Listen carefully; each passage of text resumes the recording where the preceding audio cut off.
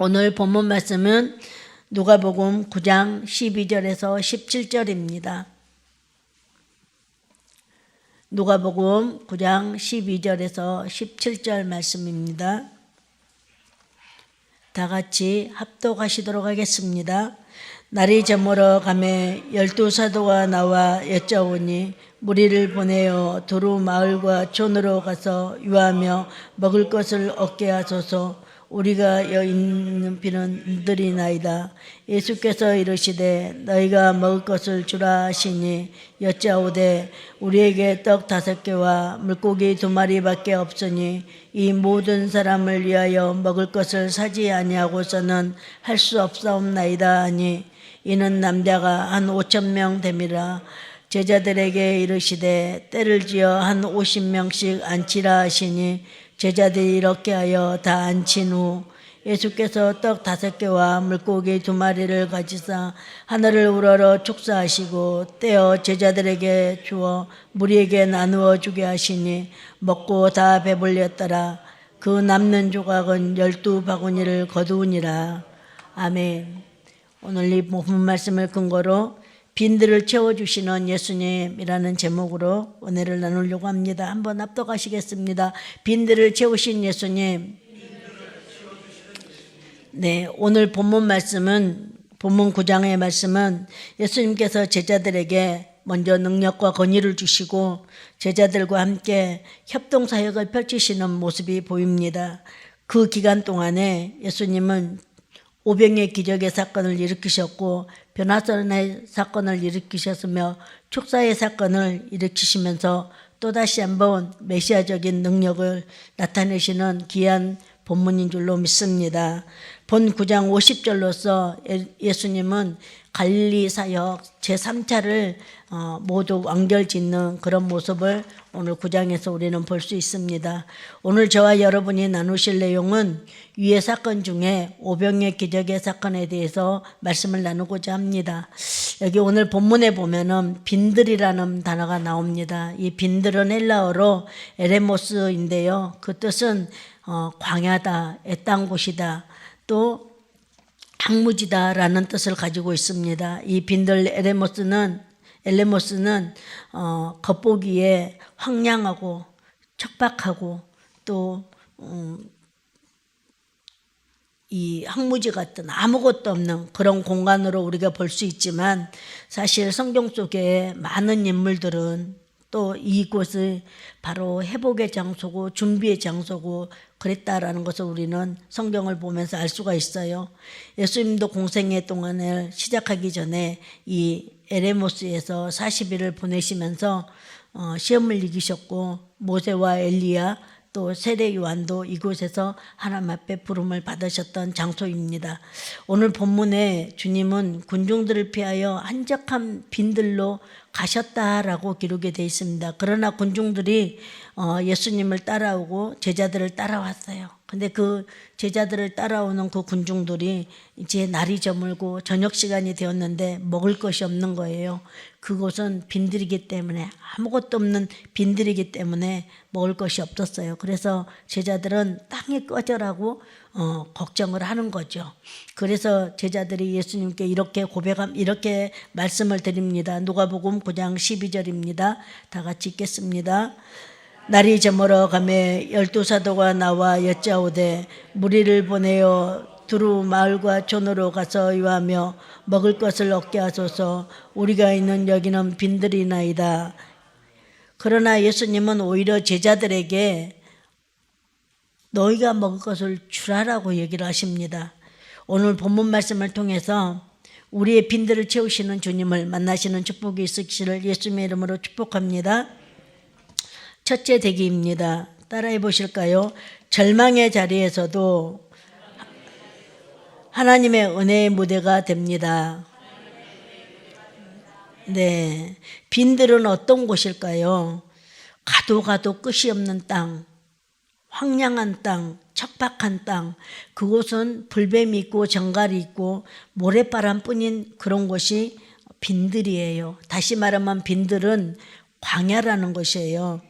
그곳에는 악어떼들이 우글거리는 세상을 말하기도 해요.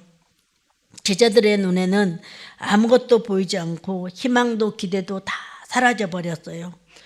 어둠만이 제자들 삶 앞에 다가온 그런 빈들에 놓여 있어요. 그러나 광야에서 이스라엘 백성들은 복을 받은 경험이 있었다라고 성경은 우리에게 증언합니다. 제자들은 환경만 바라보았지 옆에 계신 주님을 바라보지 못했어요. 영적인 믿음의 눈이 뜨지 못했던 거죠. 예수님은 과거 이스라엘 백성들을 40년 동안 광야에서 만나로 먹이신 하나님이심을 기억하지 못했다라는 거예요. 우리 한번 같이 출애굽기 16장 4절을 같이 읽겠습니다. 그때 야훼께서 모세에게 이르되 보라 내가 너희를 위하여 하늘에서 양식을 비같이 내리리니 백성이 나가서 일용할 것을 날마다 할 것이라 이같이 하여 그들이 내 율법을 준행하나 아니하나 내가 실험하리라. 네, 하나님은 출애굽기 16장 말씀에 반드시 광야에서도 먹이시고 입히셨다라고 오늘 본문은 이 출애굽기 16장은 말씀하고 있어요. 근데 이 출애굽기 16장에 하나님의 그 능력을 제자들은 보지 못했다라는 거예요. 그리고 빈들이라는 것만 보게 됐고 황무한 그런 땅에 자신들이 있다고 걱정이 태산이 된 거예요. 근데 이 출애굽기 16장 4절의 말씀에 보면은 실험하겠다. 내가 실험하리라 라는 말이 기록이 되어 있잖아요. 요한복음 6장에도 동일한 사건을 다루면서 빌립을 실험하고자 했다라는 말이 기록되어 있어요. 요한복음 6장 5절 우리 한번 읽어보도록 하겠습니다. 예수께서 눈을 들어 큰 무리가 자기에게로 오는 것을 보시고 빌립에게 이르시되 우리가 어디서 떡을 사서 이 사람들을 먹이겠느냐 하시니 예수님은 그 광야에서 아무것도 없다라고 염려하고 근심하는 그 제자들에게 너희가 어디에서 떡을 사서 이 많은 군중들을 먹일 것이냐라고 예수님이 질문을 해요. 그때 빌립은 굉장히 계산력이 있었고 능력이 있는 그런 종이었나 봐요. 그래서 빌립이 막 머릿속으로 주파를 때리고 요즘으로 말하면 그냥 컴퓨터로 데이터를 착 내면서 이러이러해서 할 수가 없습니다. 돈도 없고 살 곳도 없고 이렇습니다 라고 빌립이 대답할 것을 하나님이 미리 아시고 빌립을 실험하고자 이런 질문을 했다라고 얘기를 해요. 우리는 이 주님의 의도를 알아야지만이 우리가 축복을 받을 수 있어요. 질문 속에서 오늘 빌립에게 하는 하나님의 그 질문의 의도가 무엇인지를 알아야지만이 빌립이 하나님의 참 제자고 또 하나님을 믿는 자녀인데 우리도 마찬가지예요. 빌립처럼 어떤 환경이 세워지면은 그 환경 속에서 우리에게 처해 있는 그 현실만을 보게 된다는 거예요. 근데 예수님은 빌립에게 어디서 떡을 사서 줄 거냐 이걸 질문한 거예요.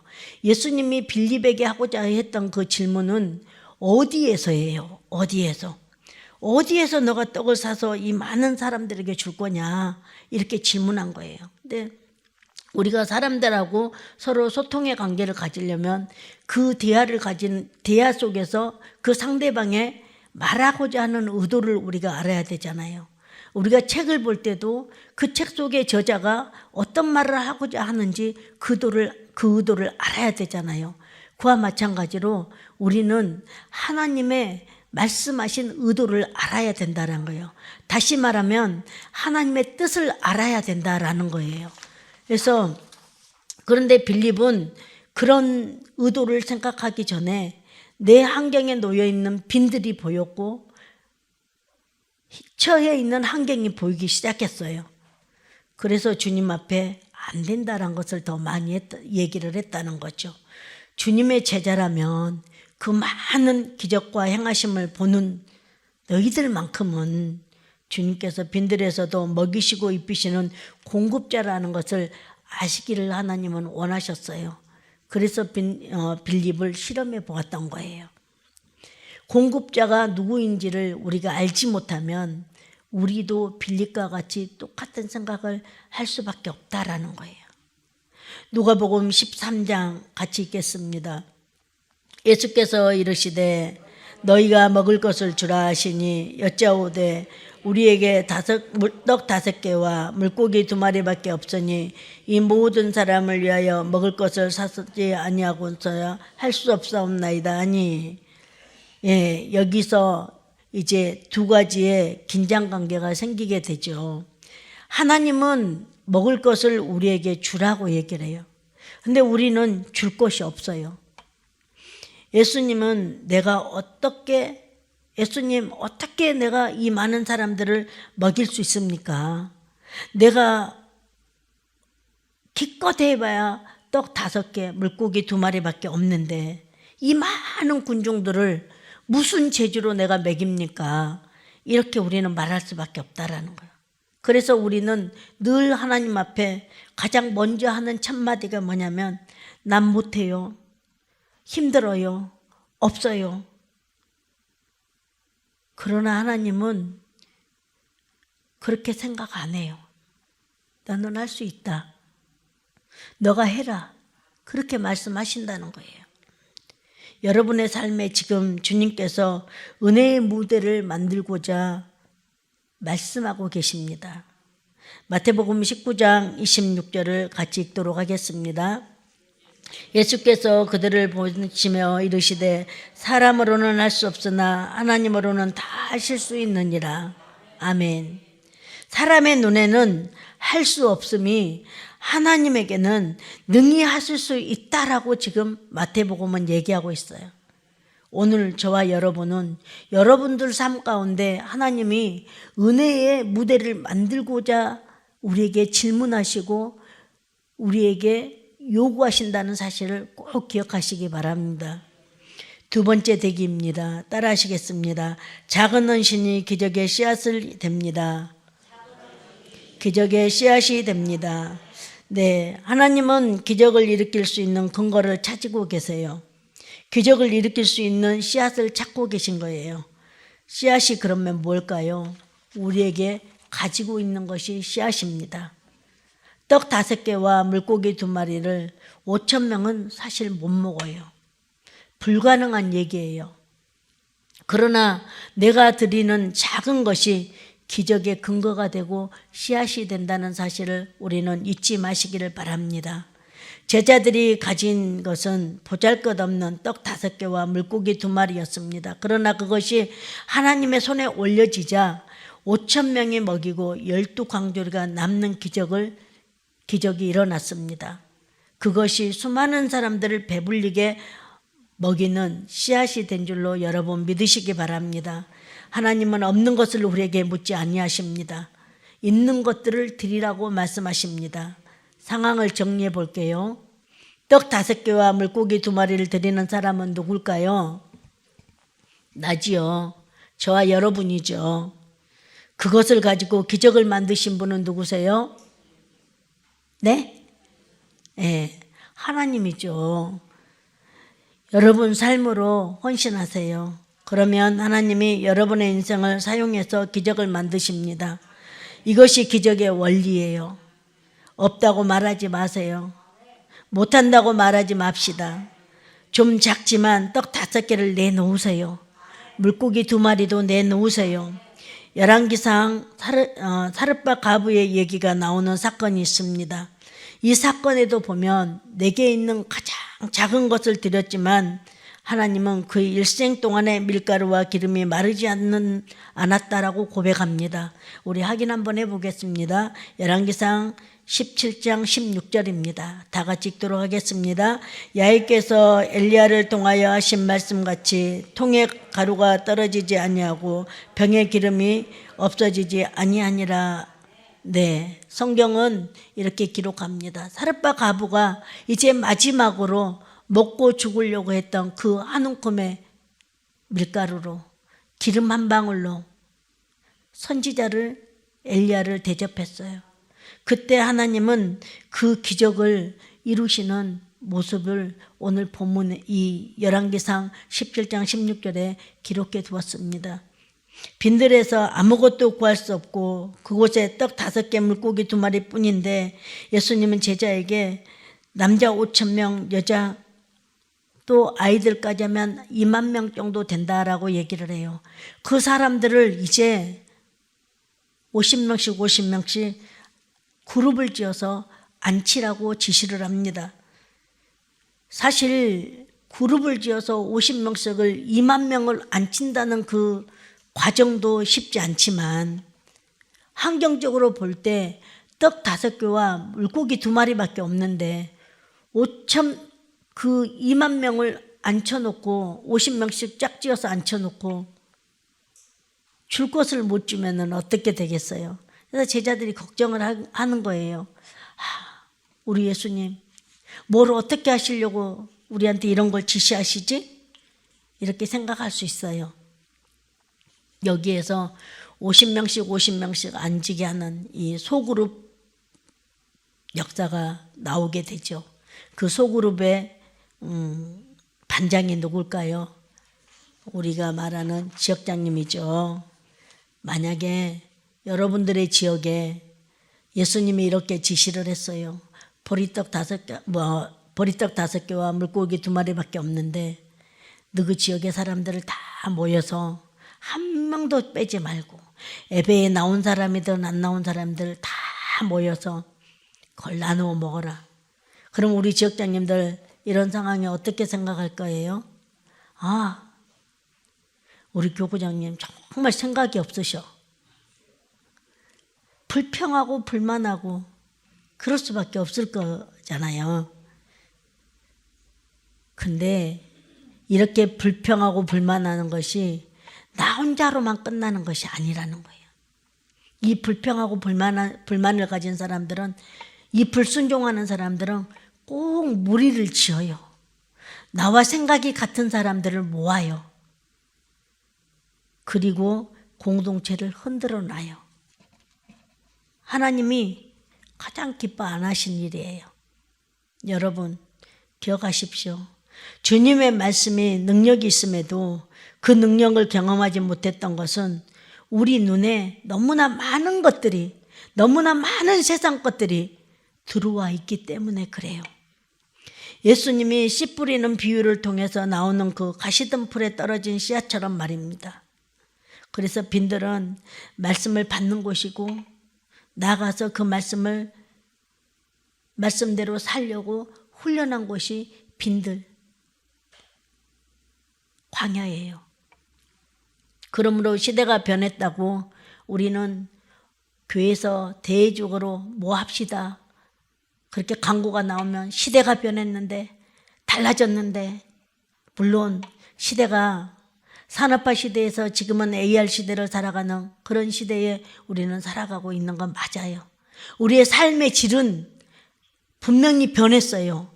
그러나 여러분 꼭 기억하실 것은 아무리 시대가 변해도 변하지 않는 것은 진리입니다.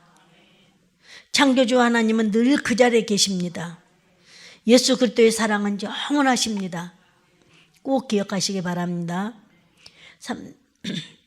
우리 오늘 본문 15절을 같이 읽도록 하겠습니다. 제자들이 이렇게 하여 다 앉힌 후에 예수님이 50명씩 짝지어서 다 앉히라고 하니까 제자들이 다 앉혔어요. 이것이 바로 순종이고 이것이 바로 믿음이에요. 우리 강복교회 성도님들이 이런 성숙된 믿음이 있으기를 예수님의 이름으로 권면합니다. 우리 본문 16절을 한번 보겠습니다. 예수께서 떡 5개와 물고기 2마리를 가지사 하늘을 우러러 축사하시고 떼어 제자들에게 주어 무리에게 나눠주게 하시니. 네. 예수님은 당신의 손에 올려진 작은 것을 들고 하늘을 우러러 축사했다라고 말해요. 이 축사했다라는 것은 감사 기도를 드렸다는 거죠. 아직 오병의 기적은 일어나지 않았어요. 그러나 예수님은 오병의 기적을 주실 것을 믿고 기도했다라는 거예요. 감사로 선포했다라는 거예요. 예수님은 그리고 12 제자에게 떡을 나눠주면서 제자들에게 나눠주라고, 군중들에게 나눠주라고 제자들에게 나눠줬어요. 그리고 제자들은 그 예수님 앞에 받은 떡과 물고기 2마리를 조금씩 떼어서 군중들에게 나눠줘요. 떼어서 주면 또 있고, 떼어서 주면 또 있고, 떼어서 주면 또 있고, 떼어서 내가 먹어버리면 어떻게 돼요? 없어져요. 나눠주는 사람은 계속 나눠주게 돼요. 혼자 먹어버리면 그것으로서 기적은 끝나는 거예요. 이것이 나눔의 원리가 적용된 내용이에요. 고린도후서 9장 10절 같이 읽도록 하겠습니다. 심는 자에게 씨와 먹을 양식을 주신 이가 너희 심을 것을 주사 풍성하게 하시고 너희의 의의 열매를 다하게 하시니라. 아멘. 오늘 본문 마지막 절입니다. 누가복음 9장 17절 다 같이 읽도록 하겠습니다. 9장 17절. 먹고 다 배불렸더라. 그 남는 조각을 12바구니에 거두니라. 네. 하나님은 우리 작은 것, 부족한 것, 보잘것없는 것 그걸 받으시고 축복하셔서 놀라운 기적을 행하신 분이 하나님이세요. 하나님은 우리가 가진 작은 것으로 순종하기를 원하신다는 거예요. 우리의 작은 드림이 풍성하게 채워지심을 믿으시기 바랍니다. 네, 3번째 대기로 가겠습니다. 따라하시겠습니다. 메마른 심령도 말씀으로 살아납니다. 네, 빈들은 단순히 장소가 아니라 우리의 심령 상태를 말할 수도 있습니다. 우리의 마음에 하나님의 생각을 받아들이기 어렵고 하나님을 아는 지식으로 살아가기 어려울 만큼 내 것들로 가득 차 있어요. 그래서 요즘은 사람들이 개인주의라는 단어를 많이 쓰게 되죠.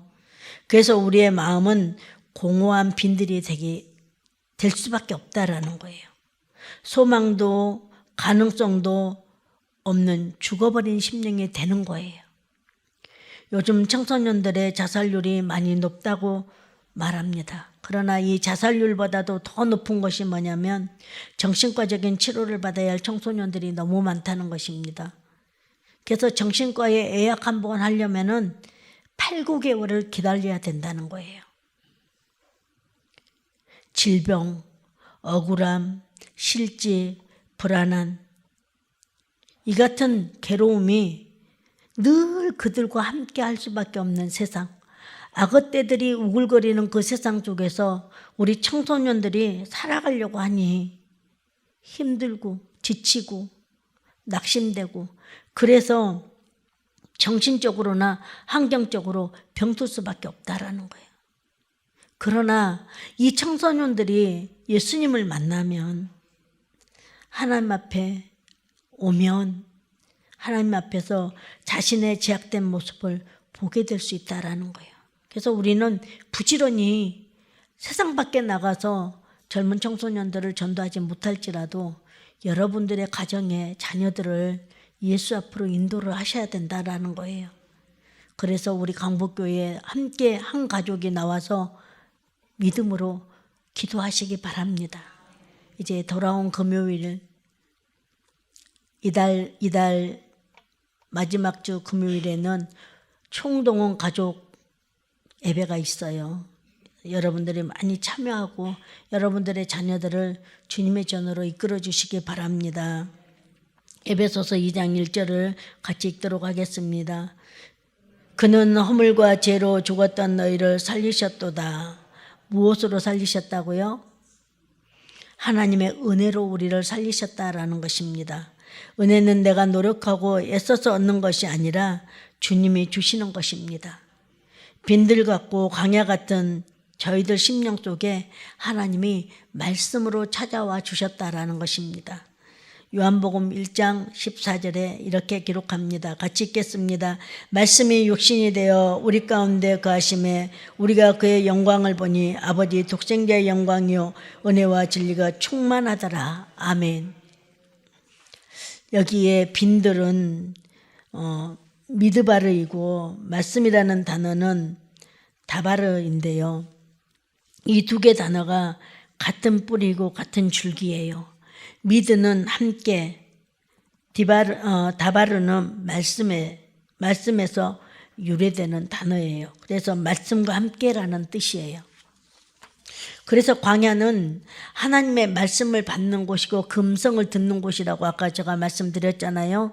빈들이 되면 가장 먼저 찾아오는 손님이 있어요. 어떤 손님이냐면 걱정과 염려예요. 그러나 빌립보서는 우리에게 이렇게 말씀하고 계십니다. 빌립보서 4장 6절에서 7절 함께 합독합니다. 아무것도 염려하지 말고 다만 모든 일에 기도와 간구로 너희 구할 것을 감사함으로 하나님께 아뢰라. 그리하면 모든 지각에 뛰어난 하나님의 평강이 그리스도 예수 안에서 너희 마음과 생각을 지키시리라. 아멘. 척박하고 메말라버린 길을 찾지 못할 때, 연약함과 부족함을 느낄 때 내 자신을 만나주시고 은혜의 샘물과 생명의 떡으로 주시는 분이 예수 그리스도이세요. 하나님은 광야를 만난 우리에게 하나님 나라를 보여주셨어요. 홍해를 갈라 이스라엘을 인도하셨던 것처럼 예수님을 통해서 죽음의 바다를 부활로 갈라 천국으로 우리를 인도해 가십니다. 광야에서 유일한 소망이 젖과 꿀이 흐르는 가나안 땅이었던 것처럼 우리의 유일한 소망은 천국이 될 줄로 믿습니다. 이것이 우리가 빈들을 걸어가야 할 이유가 되는 것입니다. 천국을 소망하며 천국의 삶을 배우며 채워지는 곳이 바로 빈들이기 때문입니다. 빈들에서의 만남을 통해 인생의 분주함을 가라앉히고 하나님만 더 바라보고 눈을 열어서 예수님을 소망하시기 바랍니다. 어떤 어린아이가 한국전쟁 당시에 어머니의 품에 안겨서 피난길을 떠나게 됐어요. 근데 피난길을 가다 너무 지치고 혹독한 겨울이라서 먹을 것도 피난길에는 없잖아요. 그래서 걷다 어머니가 지쳐서 어느 산속에, 눈 덮인 산속에서 아이를 내리고 어머니가 자신의 애투를 벗고 그 아이를 감싸요. 그리고 아이에게 이렇게 말해요. 애야, 나는 괜찮다. 너는 살아야 한다. 그러면서 아이를 자기 애투를 벗어서 싸서 그 눈 속에 묻어둔 거예요. 다음날 구조대가 그 산길을 지나가다 아이 우는 소리가 발견돼서 그 아이를 보니 그 아이는 엄마가 덮어준 그 외투에 쌓여서 따뜻하게 눈이 덮여 있었대요. 그러나 그 옆에 누워있는 엄마는 싸늘한 시체로 누워있었다라고 얘기합니다. 이 얘기를 들으면서 많은 사람들이 눈물을 흘리며 이렇게 말합니다. 그 어머니의 사랑이 아이의 생명을 살렸다. 네, 사랑하는 성도 여러분, 이 어머니의 희생의 사랑이 바로 그 아이를 살린 것처럼 우리를 위하여 십자가에서 자신의 생명을 내어주신 예수님의 사랑이 우리를 살리셨습니다. 예수님은 우리의 빈들을 그냥 두시지 않으시고 자신의 생명으로 자신의 생명으로 우리의 심령을 덮어주고 계십니다. 그 사랑이 있었기에 오늘 우리가 은혜의 자리에, 은혜의 장소에 나와서 이렇게 주님을 예배할 수 있었던 것입니다. 결론으로 말씀을 정리하겠습니다. 사랑하는 성도 여러분, 빈들은 끝이 보이지 않는 절망의 자리 같지만 주님 안에서는 새 역사를 일으키는 자리입니다. 절망의 자리도 하나님의 무대가 되고 작은 것도 주님의 손에 올려지면 기적이 됩니다. 메마른 심령도 은혜로 채워집니다. 그러므로 여러분들의 빈들을 주님께 드리시기 바랍니다. 오늘 내 삶의 부족, 내 가정의 어려움, 내 마음의 공허함까지도 주님께 올려드리면 하나님께서는 그것을 기적의 씨앗으로 사용하십니다. 에베소서 3장 20절 말씀 한번 읽겠습니다. 우리가 구하거나 생각하는 모든 것에 더 넘치도록 능히 하실리 하나님께서 여러분의 빈들을 은혜로 가득 채우셔서 우리가 생각하지 못했던 것들보다 그것을 넘치도록 여러분들에게 주시겠다라고 얘기하십니다. 그러므로 이제는 환경을 바라보지 말고 공급자 되신 예수님을 바라보는 믿음의 눈을 가지시기를 예수님의 이름으로 축복합니다. 그럴 때 우리 교회와 우리의 삶이 오병의 기적처럼 풍성하게 채우시는 은혜가 있을 줄 믿습니다. 기도하겠습니다. 주님, 오늘 제 삶의 빈들을 보게 하시니 감사합니다. 절망과 두려움으로 가득했던 제 마음을 이제 주님께 맡깁니다. 작고 보잘것없이 보이는 제 삶의 모든 것을 주님의 손에 올려드립니다. 주님의 손으로 기적의 씨앗이 되게 하시고 메마른 심령 속에 은혜와 생명의 말씀으로 채워주시기를 원합니다. 제 삶이 주님의 무대가 되게 하시고 나의 순종이 주님의 영광이 되게 하시며 우리의 모든 삶 전체가 주님의 기쁨이 되기를 원하며 예수 그리스도 이름으로 기도합니다. 아멘. 주기도문으로 마치도록 하겠습니다. 하늘에 계신 우리 아버지여, 이름이 거룩히 여기심을 받으시오며 나라가 임하시오며 뜻이 하늘에서 이루어진 것 같이 땅에서도 이루어지이다. 오늘 우리에게 일용할 양식을 주시옵고 우리가 우리에게 지은 죄를 사하여 준 것 같이 우리 죄를 사하여 주옵시고 우리를 시험에 들게 하지 마시옵고 다만 악에서 구하시옵소서. 나라와 권세와 영광이 아버지께 영원히 있사옵나이다. 아멘.